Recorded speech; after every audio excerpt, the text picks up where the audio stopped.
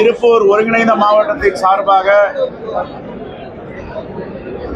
மாவட்ட நிர்வாகிகள், வட்டார நிர்வாகிகள், நகர நிர்வாகிகள், கிராம தலைவர்களை அழைத்து கலந்துரையாட இருக்கிறோம். இந்த கூட்டம் இங்கே இன்னும் நடக்க இருக்கிறது. கருத்துக்கள் கேட்பதற்கு படிவங்களை கொடுத்து அவர்களுடைய அனுபவங்களையும் ஆலோசனைகளையும் பெற்றிருக்கிறோம். காங்கிரஸ் கட்டமைப்பை வலிமைப்படுத்துவதற்கும் பலப்படுத்துவதற்கும் இந்த கூட்டங்களை தமிழ்நாடு முழுவதும் ஏற்பாடு செய்திருக்கிறோம். தேர்தல் முடிந்துவிட்டது. தேர்தல் முடிந்த பிறகு காங்கிரசுடைய கட்டமைப்பை வலிமைப்படுத்த வேண்டும். இந்த நிகழ்வு தமிழ்நாடு முழுவதும் நடந்து கொண்டிருக்கிறது. வருகின்ற 21ஆம் தேதி எங்களுடைய தலைவர் ராஜீவ்காந்தி அவர்களுடைய நினைவேந்தல் கூட்டம், 33வது கூட்டம் சென்னையில திருப்பெரும்புதூரில் தமிழ்நாடு காங்கிரஸ் கமிட்டி சார்பாக நடத்த இருக்கிறோம். எல்லா தலைநகரங்களிலும், மாவட்ட தலைநகரங்களிலும், வட்டாரத்திலும், நகரங்களிலும், கிராமங்களிலும் அமைதி பேரணி நடத்தி தலைவர் ராகுல் காந்தி புகைப்பட பதாகையோடு தீவிரவாத எதிர்ப்பு உறுதிமொழியை ஏற்க வேண்டும், நலத்திட்டங்களை வழங்க வேண்டும், அவருக்கு மரியாதை செலுத்த வேண்டும் என்று கேட்டுக்கொள்ளுகிறோம். தமிழ்நாடு முழுவதும் அன்றைய தினம் நாம் எல்லாம் இழந்திருக்கின்ற தலைவர் ராஜீவ்காந்தியுடைய புகழாரத்தை, அவருடைய வரலாற்றை, அவருடைய இந்தியாவிற்கு கொடுத்த குறையான பல திட்டங்களை வீடுதோறும், நகரந்தோறும், வீதிதோறும் சென்றடைய வேண்டும் என்று எங்களுடைய மாவட்ட, வட்டார, நகர, கிராம தலைவர் பெருமக்களுக்கு வேண்டுகோள் வைக்கிறோம்.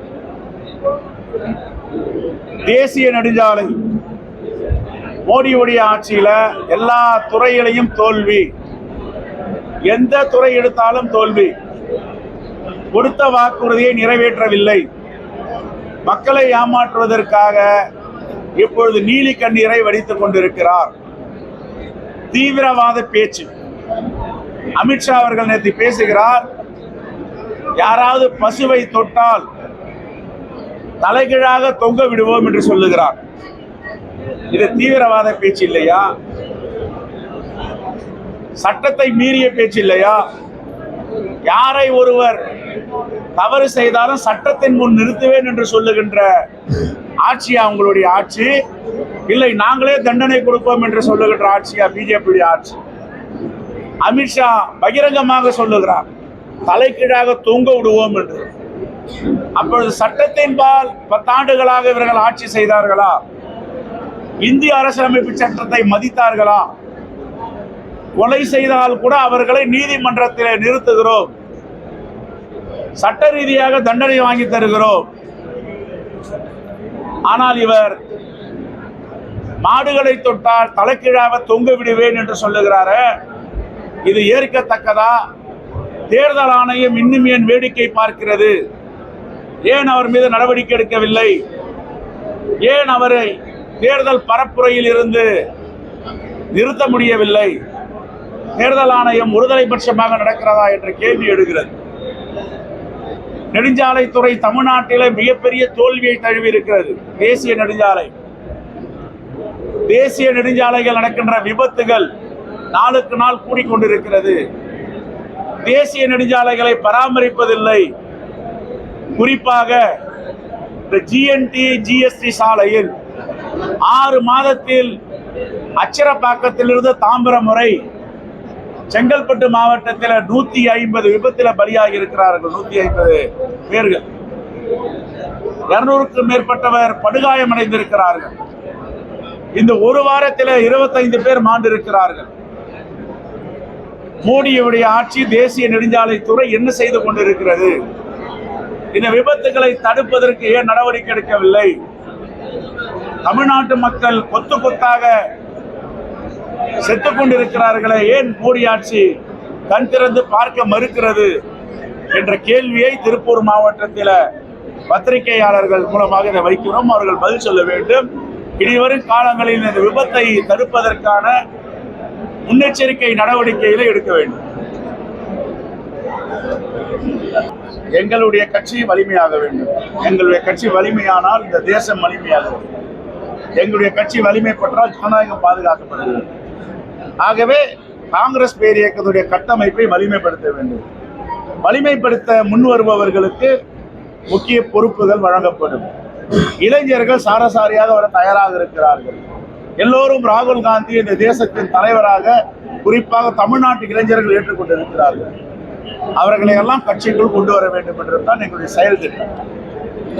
இந்த தேசத்தை பிளவுபடுத்துவதற்கு எதிராக கூட சட்டத்தின் முன் தான் நிற்க வைக்க முடியும். நம்முடைய இந்திய தேசத்துடைய சட்டம் வலிமையானது. இந்த தேசத்தை பிளவுபடுத்திக் கொண்டிருக்கின்ற நரேந்திர மோடி, இந்த தேச மக்களுக்கு அச்சுறுத்தல் கொடுத்திருக்கும் அமித்ஷா, இவர்களுக்கு எதிராகவே நாங்கள் புல்டோசரை பயன்படுத்துவதில்லை, பயன்படுத்தவும் மாட்டோம். ஆனா இந்த தேசத்தில் பிறந்தவர்களுக்கு எதிராக புல்டோசரை பயன்படுத்தலாமா? இது தீவிரவாத குணம் இல்லையா? பாசிச குணம் இல்லையா? இதை தைரியமாக ஒரு முதலமைச்சர் சொல்லுகிறார், பிரதமர் சொல்லுகிறார் என்றால் இதுதான் பாசிசவாதிகள், ஜனநாயகத்தின் மீது நம்பிக்கை இல்லாத பாஜக தலைவர்கள். இதை மோடியும் பேசுகிறார், உத்தரப்பிரதேச முதலமைச்சர் யோகி ஆதித்யாவும் பேசுகிறார். இதுதான் அவர்களுடைய quality of the politics.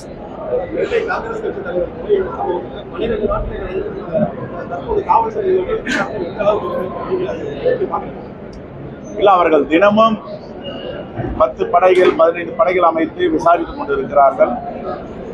DGP அவர்களும் ஐஜி அவர்களும் நேரடியாக புலன் விசாரணையில மேற்பார்வையிடுகிறார். தகவல் நேற்று சொல்லப்பட்டிருக்கிறது. எங்களை பொறுத்தவரை காவல்துறை மீது முழுமையாக நம்பிக்கை இருக்கிறது, நம்புகிறோம். அதே நேரத்தில் உண்மையான குற்றவாளிகளை கண்டுபிடித்து யாரும் தப்பிக்காமல் சட்டத்தை முன் நிறுத்த வேண்டும். இதுதான் எங்களுடைய வேண்டுகோள், கோரிக்கையாக வைக்கிறோம்.